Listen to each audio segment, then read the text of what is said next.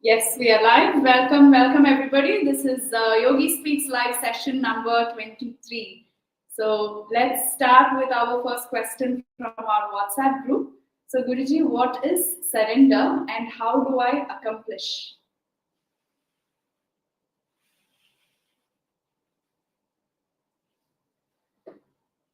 Namaste. What is surrender? Surrender is it's like a very the word is misunderstood or misinterpreted a lot.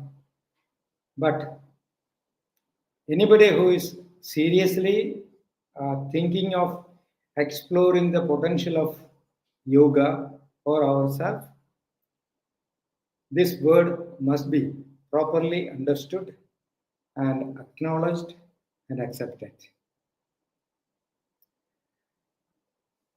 It's called a parityagam in Sanskrit. Tyagam is giving up, renouncing.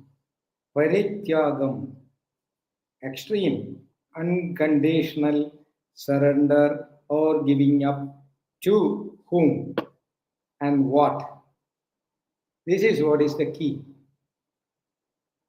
People think parityagam and surrender is giving up everything, whatever available in this material world, and go back to the dense forest or in the deep caves of Himalayas. No, completely wrong. Surrender or renunciation or parityaga means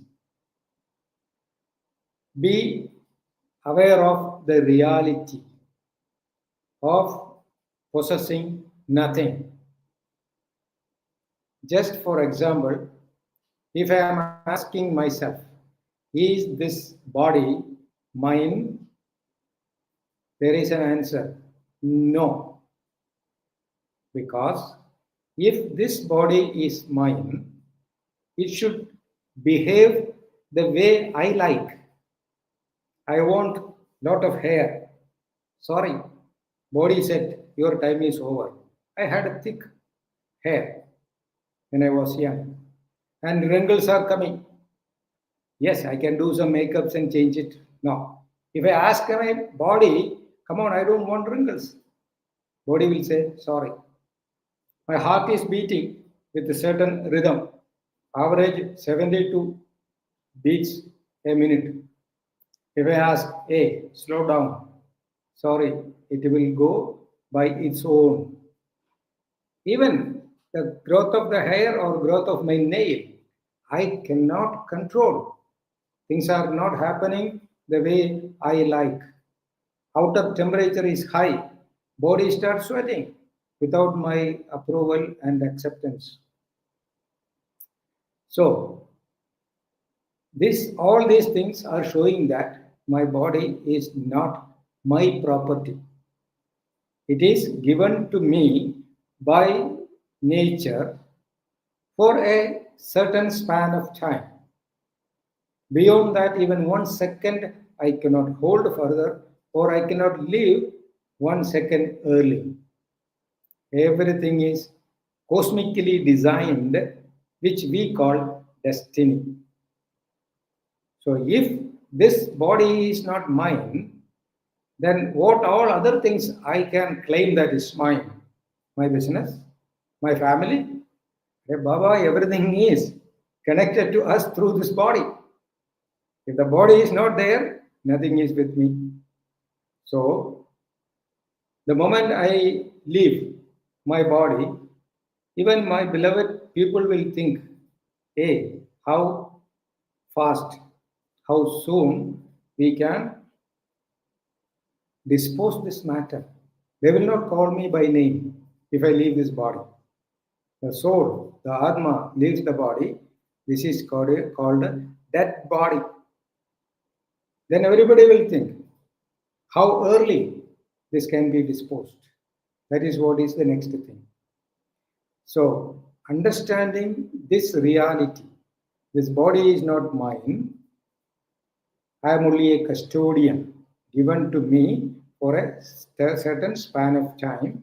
I have to take care of it. I can be a takeover, the caretaker, or I can be a custodian. Understanding this reality is called renunciation. The false feeling of possessing things. All my possessions related to my body. The body is not mine. Then what all things I can possess? This is the knowledge we have to acknowledge.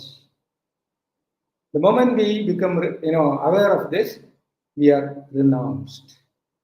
That is, it doesn't mean that I am running away from my material life and going back to the Himalayas.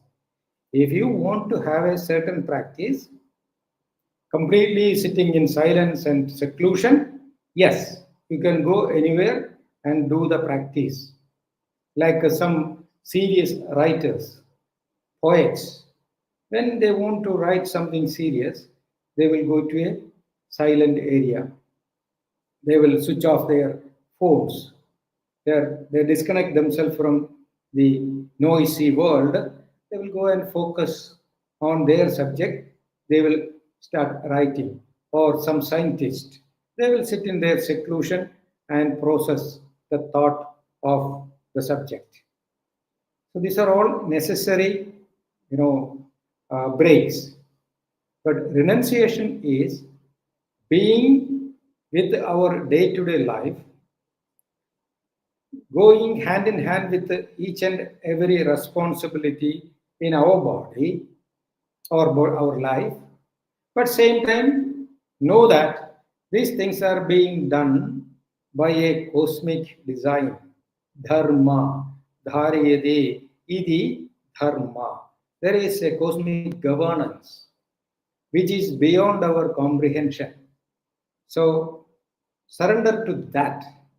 You cannot violate the law of nature. We can think we can violate. If we are not permitted to violate the law of nature, we cannot. Many people think, oh, then why can't we sit idle and relax? Why should we work hard? If you are not supposed to sit idle, you cannot sit idle. A person who is be idle, supposed to be idle, may fall into coma. He will be idle. These are all designed by nature, I mean destiny. Accept this and go with the flow of nature is called renunciation. Thank you, Guruji. So the next question from Vicky sir, what do you mean by unconditional meditation?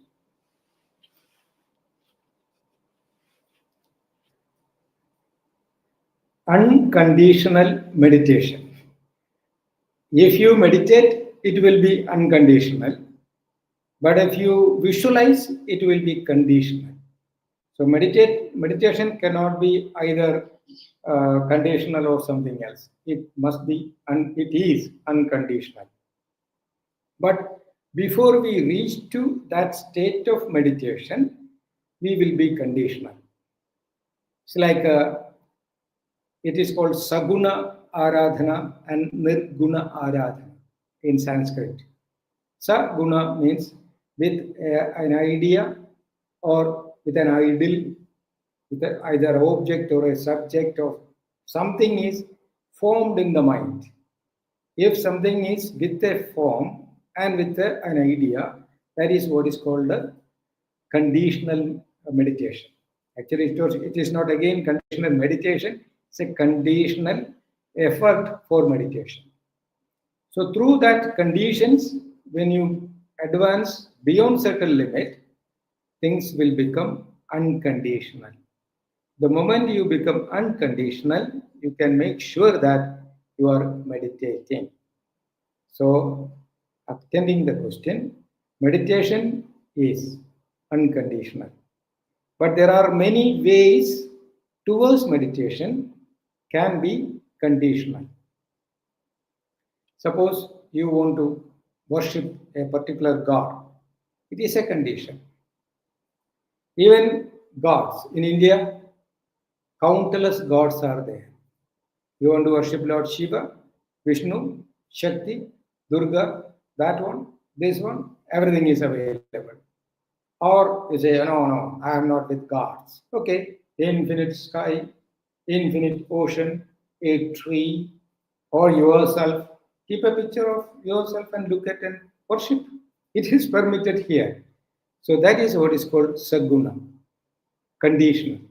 So by adopting any one of these conditional methods and go further, when you go beyond the name and form, which is beyond explanation but subject to experience, that is meditation, purely unconditional. Thank you, Guruji. So the next question from Binu sir. What is holistic treatment? How does holistic treatment differ from modern allopathic treatment? In which situations should one rely on which treatment?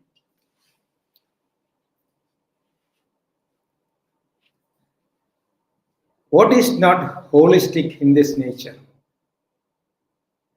These are all our limited explanations or interpretations of the reality. For me, everything is holistic. Like in ancient India, when students approach to Guru, they will say, please Guruji, tell us which is good, which is bad. Then Guru will ask, oh, which one is good for you? And they will have some answers. Then definitely Master will give another question. Like they feel that, they say that we should not kill anything. Yeah, that's correct. So then do you breathe? Guruji will ask. And they say, yes, we will breathe. When you breathe in, how many microorganisms are being sucked in and being killed? So, without death, there is no birth. Without birth, there is no death. Without black, there is no white. Without pain, there is no gain. So, everything is interconnected. It's a cosmic action. In that sense, everything is holistic. What do you mean by holistic? It's a divine action. In Gita, it is called Leela, a divine play. The meaning of that divine play, nobody knows, and it is beyond explanation. Here, from a normal view, we can say holistic people think it is more connected to naturopathy, Ayurveda, Siddha Vaidyam, Kalari Chikitsa.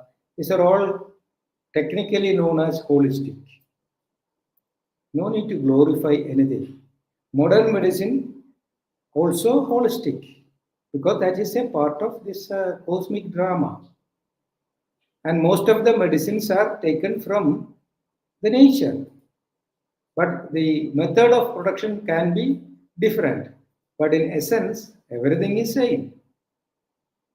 Fundamentally, a chemical which is working in the body as a medicine, in Ayurveda, it is directly taken from the plants or some other natural sources. Same thing is done in the allopathy also. But the process, extracting the chemical and the application of the chemical in the body can be different. That is the only difference. But the root, chemical, the molecule is same. See, like if I have iron deficiency, I'm becoming very tired, pale. Maybe allopathy doctor will say, "Oh, you are having the iron deficiency." He will write an iron tablet. If I go to an Ayurveda doctor, he will also find iron deficiencies there. Then he will write an extract of drumstick. If I go to a naturopath, He will also find, oh, iron deficiency is there. Drink some drumstick leaf juice or eat steamed drumstick. Where is the difference? Difference is only in the method of application, and the effect is same. But the difference is modern medicines are extracted in its fundamental level. It is directly applied to face the situation directly, and effect will be visible fast. Ayurveda is the same one, but mostly depending on the immunity and environmental support. That also will be as effective as modern medicine, but the process, maybe the time taken for the process will be different. Then naturopathy is totally depending on the immunity and take the molecule directly from the nature, either as food or wind or sunlight or earth energy. Method is different, but that is enhancing the immune system. So whatever may be the method of application, everything is based on the immunity. If the immunity is below, then it's dangerously below, no medicine will work in the system. That's why some doctors in the emergency care also you can come to know if you take a person in a very critical condition, doctors will sometimes say sorry, body is not reacting to medicine. Not the point. Medicine can be applied different ways, but if the body is not reacting, nothing is applicable. So, holistic healing and modern medicine, please remove that discrimination. As far as yoga is concerned, or traditional medical system is concerned, everything is holistic. Sarvam Khalidam Brahma. Everything is Brahma Shakti.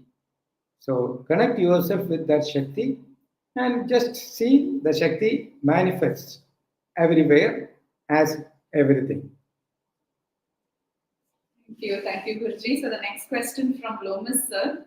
If the essence of enlightenment is the realization of emptiness and non-self, how do we navigate the moral implications of our actions in a world where suffering is inherent and interconnected?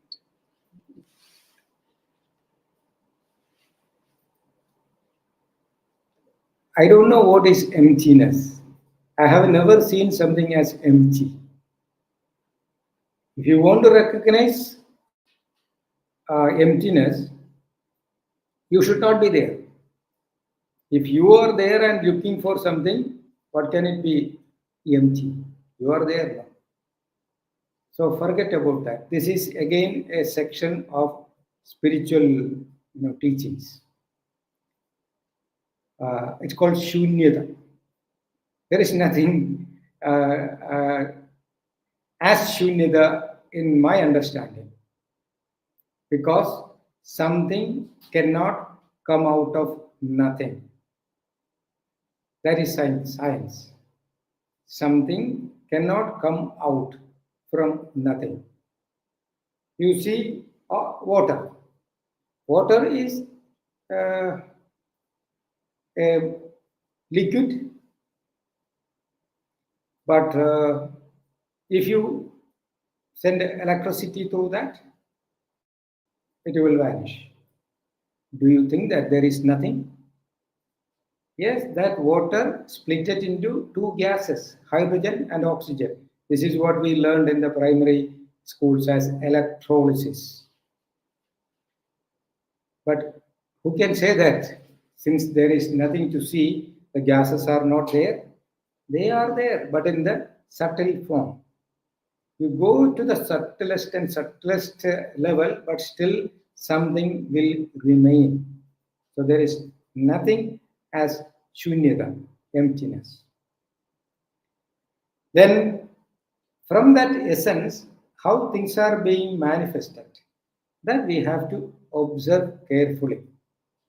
When we reach to that duality, like yin and yang, or black and white, or pleasure and pain, there is this an astonishing reality which will be revealed to you that nothing is, standing alone. People say you do good things. How good things can stay alone? Without bad, there is no way to recognize which is good. Without night, we cannot recognize day. Without pain, we cannot experience pleasure. So, which is good and which is eternally, which is good and bad, nothing is there. Then, if you want to go beyond these two, Dvaita Avastha, in state of duality, you should practice high level meditation. When you reach to that high level, again, meditation doesn't have a levels.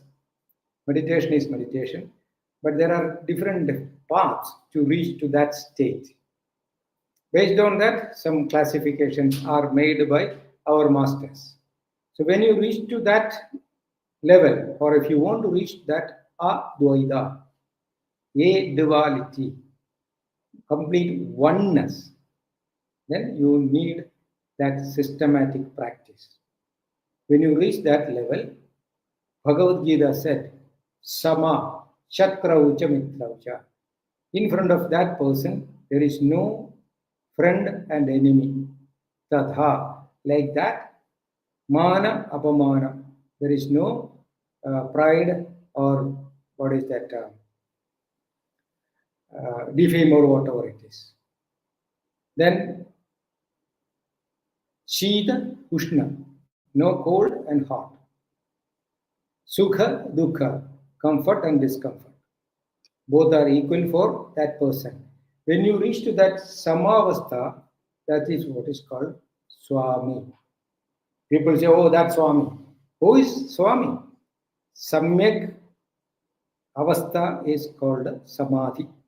A person who is reaching to that stability or equality of pleasure and pain.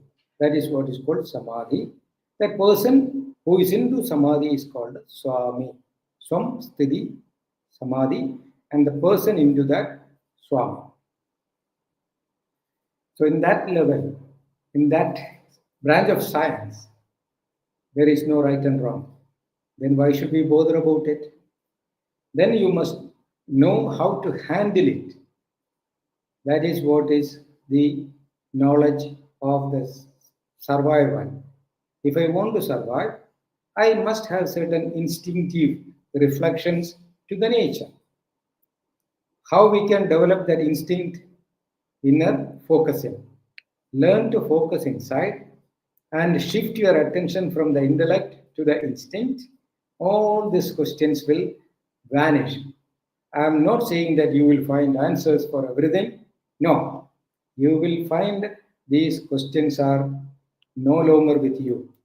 Like a blind boy who is keep on asking questions about colors. When that boy is taken to the hospital and a good ophthalmologist found the reason of the blindness, rectified it, then the boy got the vision back. When he experienced the colors, no more questions are there. He is not finding answers for his questions developed from his blindness. When the blindness removed, his questions vanished. So, like that, spiritual eye, the third eye, sixth sense, must be opened through systematic practice. From there, all our questions regarding this material confusion. There are confusions, millions of confusions regarding the material life. That questions will vanish. We are not finding answers. Thank you, Guruji. So the next question, what is mindfulness and how to practice mindfulness?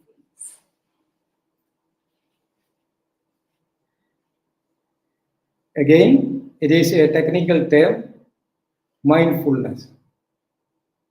Okay, what is there other than mindfulness? Everything is mindfulness only.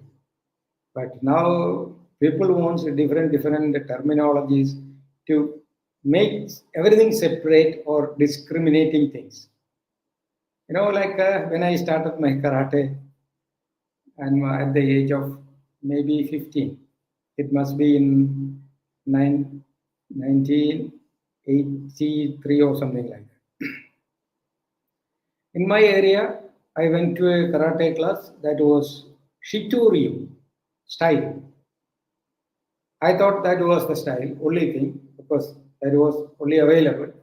When I studied it, then I started mingling with the other masters. I came to know around four major styles were there: Shitoryu, then Shorin Ryu, Kyokushin, something like that. Then later, I saw hundreds and hundreds of styles, introduced from different parts of the world. It was really amazing for me. One master is might have developed one style, then he might have got 100 students. Then out of 100 students, 90 left. 10 students studied seriously. Then they started 10 different branches. And five of them thought that, oh, what is the difference between my guru and myself? So he made some small peripheral changes and some styles, maybe changed the dress. He gave another name. So five new styles introduced. From there, 500 people came out. Then out of 500 people, 100 people became serious. They introduced 100 more styles. Now, all confusion is there. Which style is better than the other one? Like that, religions also. Yoga methods also. So different names are coming from same source. Once Shankaracharya, who was debating with the Buddhist scholars to re-establish the Advaita philosophy from this, like Shunyadavad, the claim of emptiness. So he was explaining nothing is available as empty. Something is there, but beyond our comprehension. It's called Advaita philosophy, whatever it is. So when he established all over India, some of his students felt that he should be again categorized as a new section of Hinduism, as a new religion. Already from Hinduism, Buddhism evolved, Jainism evolved, then Sikhism evolved. Now, new demand with Shankaracharya, one more religion. Shankaracharya said, sorry, Shankara doesn't have anything more than Gaudapada Acharya. Gaudapada Acharya was his master. So he said, I have nothing special. I'm just quoting something from the teachings of Gaudapada Acharya, and he's a Vedanti. So we have to just develop Veda philosophy. Same time, Veda and the essence of Veda must be discussed. It is yoga only. So what happened? Say the intention, the efforts of making a new terminology as Shankaranism. Immediately, our kept away from the mainstream. Shankaracharya didn't allow these guys to just entertain that. Otherwise, we would have been forced to bear one more religion. So like that, people are finding new terminologies to make everything like identical. Yoga is to move away from the identity. How to lose the identity? In that sense, mindfulness is the real Advaita. What is Advaita? There are no two, only one. If there is only one, that must be infinity. Infinity cannot be two. Even the universe is not infinity. It has a huge boundary. Something which is having a boundary cannot be infinity. So if you are really looking for mindfulness, manomayamidam sarvam, your mind is infinity. If you know the infinity, you are the infinity. That is the actual meaning of sarvam kalyudam brahma, or for your sake, mindfulness. Thank you, Guruji. So that's the end of our session today. 30 minutes have passed by. Thank you so much for all your participation. And those of you who are interested to have a personal session with Guruji, we have few slots open, so you can book by clicking on the link below. Brenda, ma'am. Yeah. We can see you here today. Hi, Brenda. How are you? I'm feeling much better, Guruji, and thank you for asking. Out of the hospital and back home again. Thank you. Now everything is okay. Yes, I hope to see you very soon. Oh, looking forward. Looking forward. Thank you. Thank you. Yes, you're very welcome. Thank you for having it early today. I Thank will you. see you Thank next you. time. Everyone. Namaste. Namaste. Namaste. Thank you, everyone. So we will meet you again on Wednesday at 10:30 a.m. IST. Thank you.